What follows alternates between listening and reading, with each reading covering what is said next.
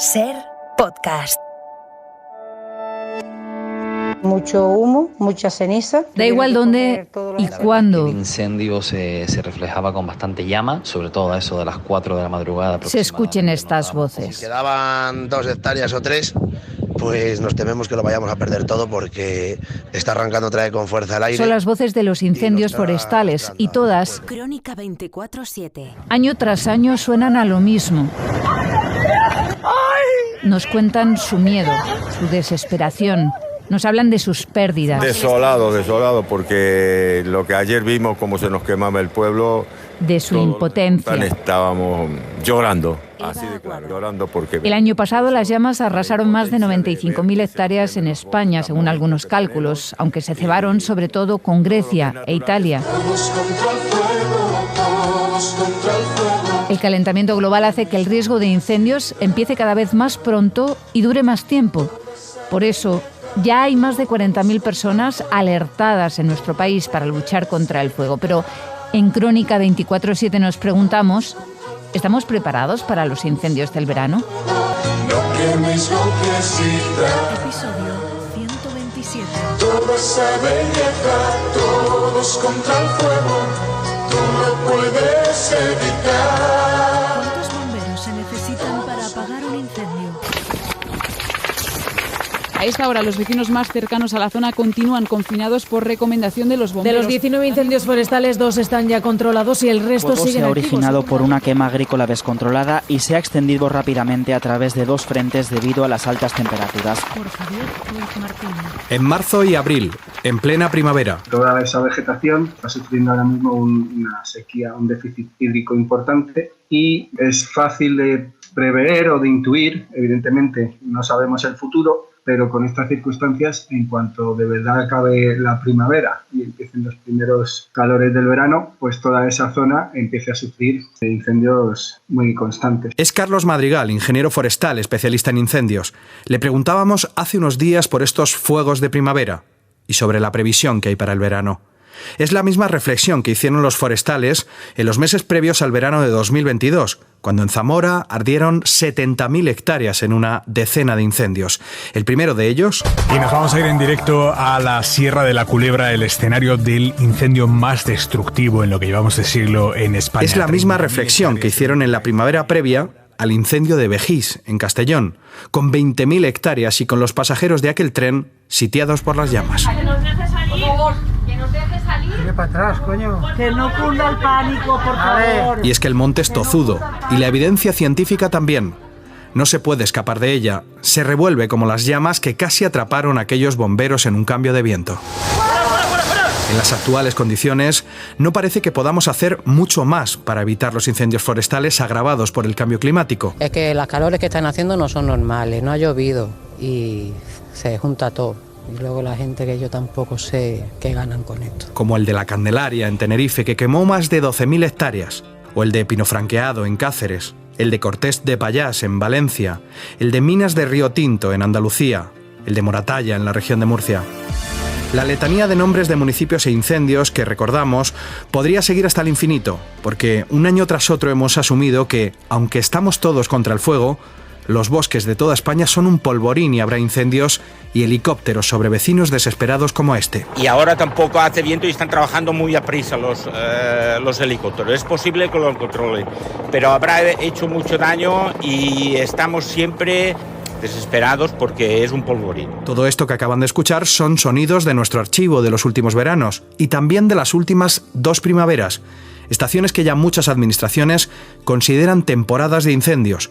Toda España vive un año más de estrés hídrico, sin lluvias, sobre todo en el sur y en la fachada mediterránea. Sí que hemos tenido unas precipitaciones muy abundantes y bien en su momento, que el momento correcto pues es eso, en primavera, en marzo, abril, en el que ha habido precipitaciones abundantes en prácticamente toda la península ibérica, excepto pues toda la franja del este de España, ¿no? Toda la Comunidad Valenciana, Murcia, el sureste de Cataluña, donde las precipitaciones han sido mucho menos cuantiosas o inexistentes. Esta reflexión la sustentan datos de la EMET a los que pone voz Javier Gregory. Desde el mes de octubre, cuando empezó este año hidrológico, ha llovido un 6% más en España con respecto a la media de referencia, según los datos de AEMET, excepto en 4 grandes puntos: sur de Cataluña, Comunidad Valenciana, región de Murcia y sureste de Andalucía. En estas zonas ha llovido hasta un 50% menos. Y por eso, todo ese combustible, toda esa masa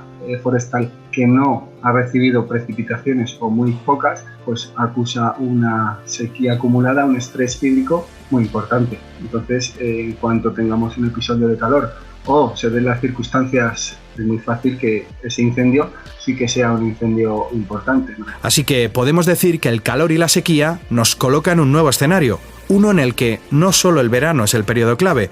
Por poner solo un ejemplo, en la Comunidad Valenciana, los 3 incendios más grandes de 2023 y 2024 se han registrado fuera de verano. Los 3 después de 3 periodos anómalos de mucho calor, causados por... El cambio climático está avanzando a una velocidad mucho mayor de lo que las especies o los ecosistemas son capaces de asimilar. Con lo cual, pues la mayor parte de la vegetación, sobre todo la vegetación de los países del arco mediterráneo, pues sufrimos las consecuencias. Y ahora llega un nuevo verano, y estas primaveras tan calurosas que vivimos desde hace años. Entre hoy y el viernes tendremos temperaturas propias del verano, incluso de la canícula en algunos casos, por ejemplo en el Valle del Guadalquivir, con máximas que superarán con facilidad los 35 grados. ¿Y cómo lo vamos a combatir? La realidad es que ahora mismo ya hay miles de bomberos y técnicos forestales desplegados por toda España.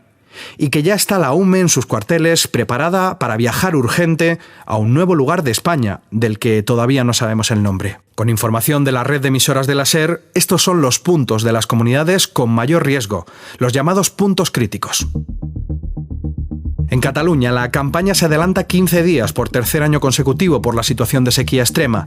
Nunca los bosques habían estado tan secos. El que fem és posar-hi més anticipació. Habrá más anticipación y más medios que nunca, ha anunciado el presidente Pere Aragonès. Serán necesarios, según el jefe de los bomberos, porque tras 30 meses de sequía el bosque es un polvorín y además... Tenim 5 embassaments que están fuera de... Hoy por hoy hay 5 embalses en Cataluña casi vacíos que no se podrán usar para coger agua y descargarla sobre las llamas, y eso ralentizará en algunos puntos las labores de los bomberos. En la Comunidad Valenciana hay un plan activado todo el año, pero aparte se activó un dispositivo extraordinario ya en Semana Santa, el 1 de abril. El operativo de extinción lo forman 1.200 efectivos. Algunos de ellos han protagonizado sonoras protestas en los últimos meses. Evidentment estem treballant en un modelo operatiu del segle XX. Això està completamente obsoleto. Pero dejaron de movilizarse cuando el presidente Mazón los citó en la Generalitat y les prometió una hoja de ruta para mejorar sus condiciones y darles más medios. En Castilla y León el dispositivo empieza el 12 de junio y acaba el 12 de octubre. No se ha adelantado este año porque ya se adelantó a raíz de los graves incendios de 2022 en la Sierra de la Culebra, en Zamora. Hasta entonces empezaba el 1 de julio. Todo lo que sea llover, y llover cuando vamos avanzando hacia el verano es bueno, ¿no? En definitiva, la humedad se traslada a la materia leñosa de los árboles, los hace más resistentes al fuego, y por tanto los fuegos que habrá seguramente, como no puede ser de otra manera, porque vendrá el agostamiento, vendrán las altas temperaturas, pues avanzan menos rápidos, por lo tanto, escenarios como el del 22 parece que no se prevé, ¿no? Y es que las últimas lluvias han dado un respiro, pero dice el consejero de Medio Ambiente, Quiñones, que hay que ser prudentes. Repito, prudencia, los extremos climáticos que vivimos en los últimos años hace que las predicciones sean todas inseguras. Cuentan con casi 3.000 trabajadores entre las distintas brigadas y técnicos. En la región de Murcia, Andalucía y Castilla-La Mancha, la época de peligro alto se establece del 1 de junio hasta finales de septiembre, mediados de octubre. Este año tampoco se ha adelantado, pero sí hay previsión de hacerlo si hay más olas de calor de lo normal. En Aragón hay un plan anual de incendios, pero el periodo de máxima activación es del 15 de junio al 15 de septiembre. En zonas más húmedas, como La Rioja, se activa en julio, aunque también puede adelantarse por las olas de calor. Así que sí, estamos preparados sobre el terreno para apagar los fuegos. Sin embargo, los expertos piden que se trabaje todo el año, intensificar la silvicultura para proteger mejor los bosques. Es la gran reivindicación, y para eso hace falta dinero. La ingeniera forestal Mónica Parrilla es también responsable de biodiversidad de Greenpeace. Necesitan presupuesto para ordenar las masas forestales, gestionarlas y asegurar que son masas mucho más resilientes ante la propagación de las llamas. Un ejemplo de estos trabajos previos al verano lo tenemos en Valencia. Cuenta la Generalitat que se han construido 8 nuevos depósitos de agua, se ha intervenido en más de 4.300 hectáreas cortafuegos y en 100 kilómetros de limpieza de pistas forestales. Este es el camino. Sin embargo, todavía queda una cosa más.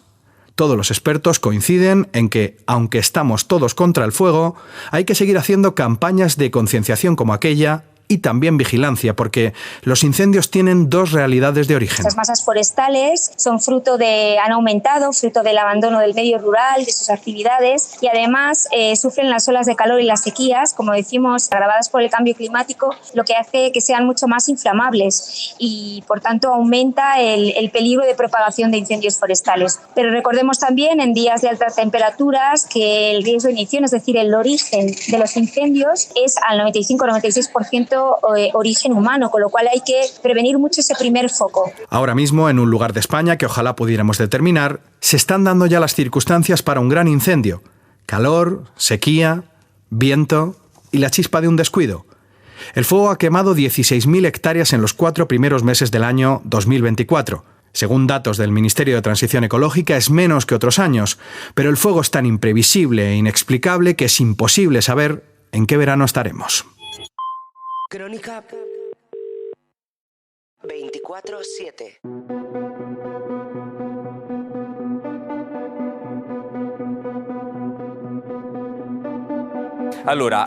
Come ci prepariamo a fronteggiare le minacce di Putin? Hacía tiempo que no se escuchaba tanto la palabra defensa en los programas informativos europeos. Y 2 líderes políticos son los responsables de esta inquietud por el futuro de la defensa europea. Vladimir Putin, que ya hace 10 años se anexionó la hasta entonces ucraniana península de Crimea, y que hace 2 invadió Ucrania, y también Donald Trump, que aspira a volver a la Casa Blanca y amenaza con no proteger a los países de la OTAN que no metan más dinero en la Alianza Atlántica. Así que con Putin amenazando con la invasión y Trump apostando por el sálvese quien pueda, la defensa común es uno de los temas de las elecciones europeas. En Crónica 24/7 nos preguntamos si, como dice la ministra Robles, invertir en defensa es invertir en paz. Cuando yo oigo algunas veces a gente decir queremos la paz, naturalmente, los que invertimos en defensa lo hacemos porque creemos firmemente en la paz. Y eso hay que decirlo, y hay que decirlo claramente, y hay que decirlo sin complejos. Europa cierra filas. Por Pablo Morán. En un mundo tan convulso como el actual, ¿cómo de importante es tener un ejército que te proteja y disuada al enemigo de atacarte? Europa persigue ese sueño desde el final de la Segunda Guerra Mundial. Il s'agit de rétablir une situation normale de souveraineté dans laquelle Charles de Gaulle llegó a retirar a Francia de la estructura de la OTAN para impulsar su independencia militar. Estamos hablando de una industria herida por la contienda global y dependiente de Estados Unidos desde entonces. 60 años después, Europa afronta una nueva encrucijada. Peace is no more a given, unhappily. The war is at our borders. Desafortunadamente la paz ya no es un hecho. La guerra está en nuestras fronteras. La agresión rusa en Ucrania nos ha traído una gran sensación de urgencia para incrementar nuestras capacidades en la industria de defensa. Josep Borrell ha propuesto un plan para que Europa se defienda por sí sola, lo que se llama alcanzar la autonomía estratégica. De hecho, su plan se llama Brújula Estratégica. En él se identifican las amenazas a las que se enfrenta Europa, desde Ucrania hasta el Sahel, pasando por las amenazas híbridas o la ciberguerra, y se propone una estrategia para que la industria de defensa europea confluya en 2030. Primer problema, que cada país de la Unión cambie el chip. El problema de la defensa es que es un concepto muy relacionado con la soberanía nacional y con la autonomía nacional. No solo ya en tener los medios, sino en ponerte de acuerdo en qué misiones o en qué operaciones vas a realizar y qué dinero vas a invertir. Es muy difícil, y si luego hay tendencias nacionales de que yo quiero proteger a mi industria, que mis ejércitos actúen en esta misión pero en esta otra no, porque aquí esto, si no me voy a ganar la enemistad de no sé qué, queda mucho. Carlos Martí es experto en seguridad y defensa y colaborador del Real Instituto Elcano. No hace mucho identificó en un estudio de la Fundación Alternativas 2 áreas clave en las que Europa está muy por detrás de Estados Unidos: aviones de combate y drones. Eso puede tardar 1 o 2 décadas o incluso más de 2 décadas en tener los medios que se necesitan para defensa. Es un proceso muy largo, es un proceso muy costoso, que cuesta mucho dinero, y en eso pues los europeos pues dedicamos poco a defensa, o hemos dedicado durante muchos años muy poco a defensa. ¿De cuánto dinero estamos hablando? Según la última cifra disponible de Eurostat, Europa gasta en defensa en torno a 200.000 millones de euros. Esto representa entre un 1,2 y un 1,3% del Producto Interior Bruto de la Unión. Lejos todavía del famoso 2% que ha marcado la OTAN para cubrir las necesidades actuales de los aliados. En realidad, solo 4 países superaban en 2022 ese 2%. Los 3 países bálticos, Estonia, Letonia y Lituania, junto a Grecia, que es con diferencia el que más gasta. Borrell calcula que hay que poner 70.000 millones de euros más para alcanzar el objetivo. Bueno, eso y poner de acuerdo a los 27. Podemos hablar de una industria francesa, una industria alemana, una industria española. Bien es cierto que luego hay grandes grupos industriales, y eso es muy bueno, que hacen programas conjuntos. Y luego también hay otro tema muy importante que se llama OTAN. La gran mayoría de países europeos forman parte de la OTAN.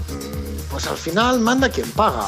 Y Estados Unidos tiene una industria magnífica que también exige que haya una homogeneidad en los sistemas. El analista de asuntos estratégicos de seguridad, Gabriel Cortina, señala otra incógnita: cómo alcanzar la capacidad de disuasión que hoy depende de la fuerza nuclear de los ejércitos. Solo Francia tiene armamento nuclear, ¿vale?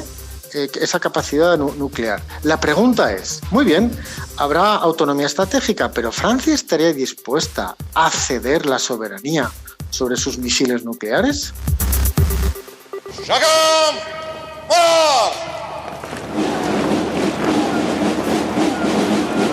¿Y qué pasa con el personal, con la tropa? Algunos líderes europeos están tanteando la posibilidad de recuperar la mili. Es mucho más importante tener unos ejércitos especializados con un servicio voluntario, pagado con buen sueldo y con unas personas que aprenden su oficio y saben hacerlo. De tener montones de soldados, lanzarlos a la guerra, como se ha hecho tantas veces, sin una debida preparación, sin unos debidos conocimientos, es mandar a la gente poco menos que al matadero. Lo cual no quiere decir que en un momento determinado, y si la crisis y las cosas van yendo a peor, pues no sea necesario a lo mejor aumentar los incentivos. Hay una cosa que tenemos ya activa y es muy buena, y en mi opinión habría que activarla mucho más, que se llaman los reservistas. Una participación de la sociedad civil, buenos profesionales, ayudando a las Fuerzas Armadas en diferentes temas, desde veterinario, médico, electricista, especialista en sistemas o traducción, en fin, interpretación, hay de todo. Alternativas para un rearme europeo que Macron veía esta misma semana imparable. Oui, c'est une révolution copernicienne qu'il nous faudra faire. Sí, es una revolución copernicana la que tendremos que hacer para lograr construir este marco común de seguridad, defensa y por tanto de paz para hacerlo en Europa. Pero este momento es el correcto. Esta nueva era es la que debería permitirnos hacerlo.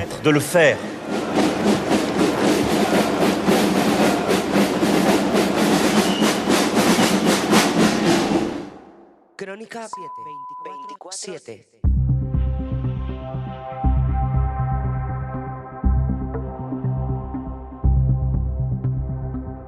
Y cómo no a todas las personas trans que estamos sufriendo todos los putos días. Carla Sofía Gascón es actriz española y se ha convertido en la primera intérprete trans en ganar el premio de interpretación del Festival de Cannes. Todos tenemos la oportunidad de cambiar a mejor, de ser mejor personas. Así que, a ver si cambiáis, cabrones. Todo el reparto de su película ha conseguido el galardón. Emilia Pérez se llama el film, un musical sobre un narcotrans. La Palma de Oro, el gran premio, lo ha logrado Anora, una película del director norteamericano Sean Baker. Dicen que es un cuento de hadas reescrito que protagoniza una joven stripper. Estas películas que se vieron en Cannes, las del palmarés, se podrán ver en España seguro. Pero por el Festival francés pasaron muchas películas más. Es la cita más importante del año para el cine. Por allí pasa mucho, pero a nuestras salas no llega tanto. Primero, porque cada vez es más caro distribuir una cinta. Y segundo, porque cada vez hay menos espectadores en las salas. ¿Y eso lo consideramos un saqueo? No, eso es el mercado, amigo. O sea, es el mercado del cine, amigo. Y de eso te vamos a hablar ahora en Crónica 24/7. ¿De qué películas llegan a los cines españoles y por qué esas y no otras? El negocio del cine. En Cannes pasa de todo. Demi Moore puede dar una rueda de prensa con su perro en brazos, Cher sale a cantar por sorpresa en una fiesta, Kevin Costner pide dinero a los millonarios en sus yates, se ven películas, por supuesto, que compiten para llevarse la Palma de Oro, un trofeo que puede decantar el éxito de un film, de un actor o de una actriz y que cambie su vida, como le ha pasado a la española Carla Sofía Gascón.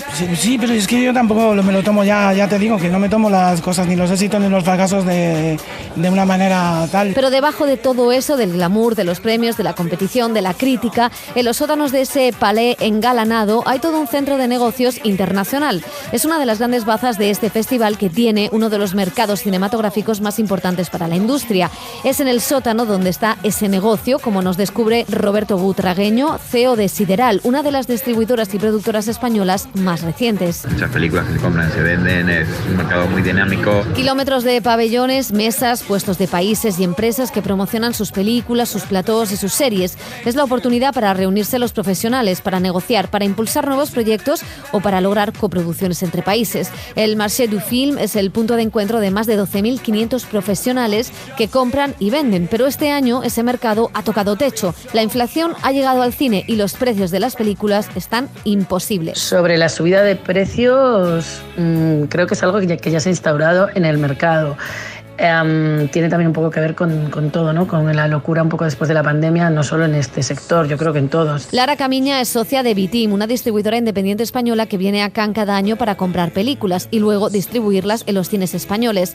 Lo mismo que Enrique Costa, al frente de Elástica, que tiene claras cuáles pueden ser las claves de esta subida de precios. Por la competitividad no solo de las distribuidoras independientes, sino de las majors y de las plataformas. Y creo que una de las razones fundamentales de esta subida de precio no es otra que esa huelga de guionistas y que vivieron en Estados Unidos el año pasado. La cifra que ha alertado de la subida es la de 1 millón de euros. Es lo que pedían por una de las películas de sección oficial de la que nadie quiere decir su título.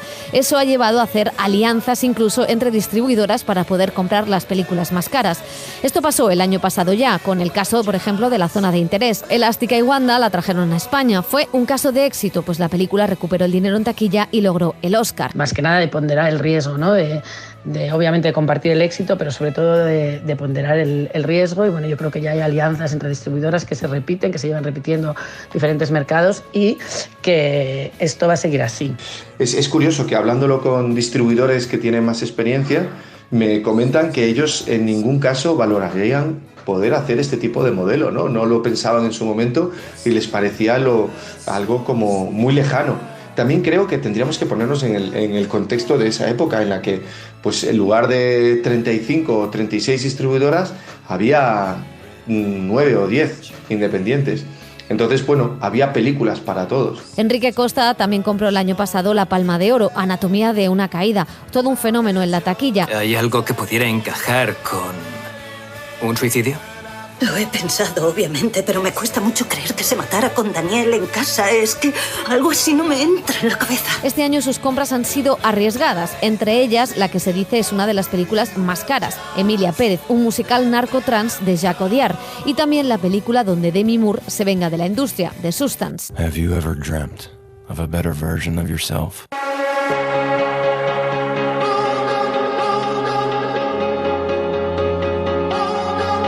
En esas negociaciones las distribuidoras tienen que elegir qué películas adquieren en tiempo récord. Ven la película, salen, negocian y se hacen preguntas como ¿qué público tiene esta película? ¿Se podrá recuperar la inversión que yo haga?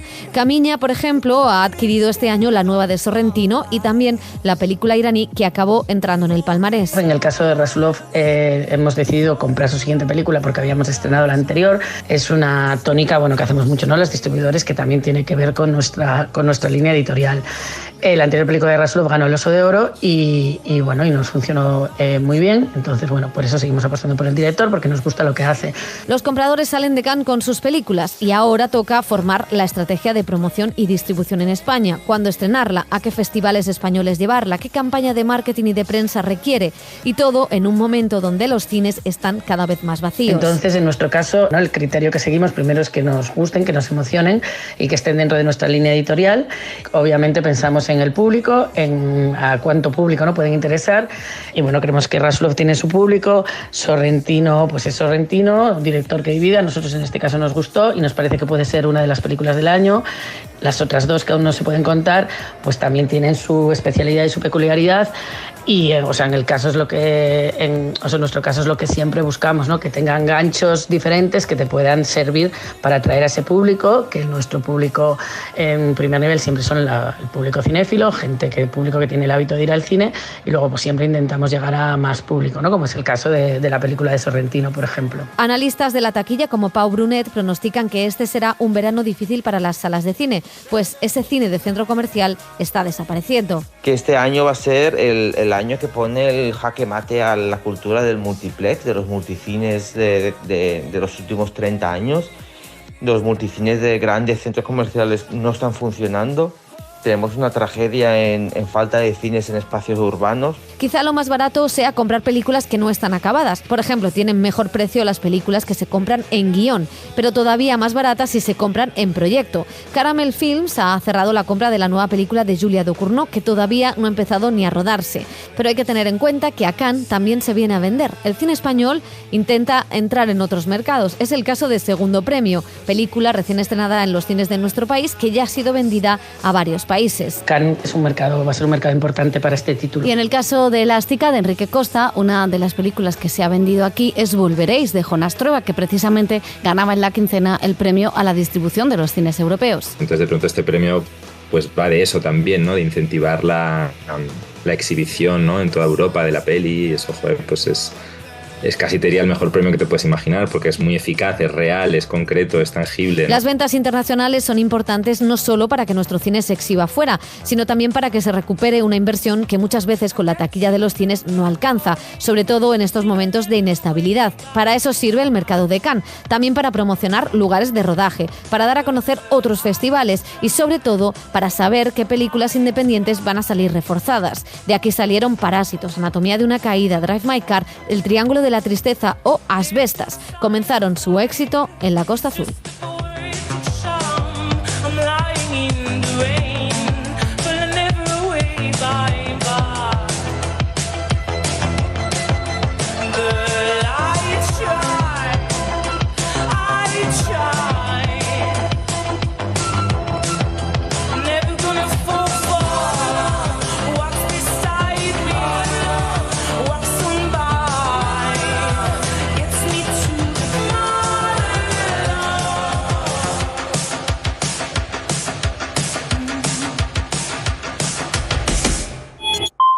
Crónica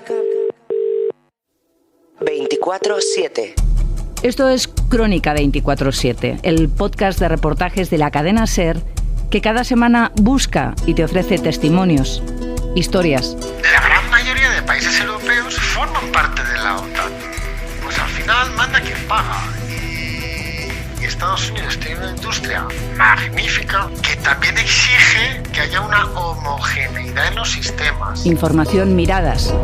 El cambio climático está avanzando a una velocidad mucho mayor de lo que las especies o los ecosistemas son capaces de asimilar. Crónica 24/7 es una producción de SER Podcast. Sobre la subida de precios, creo que es algo que ya se ha instaurado en el mercado.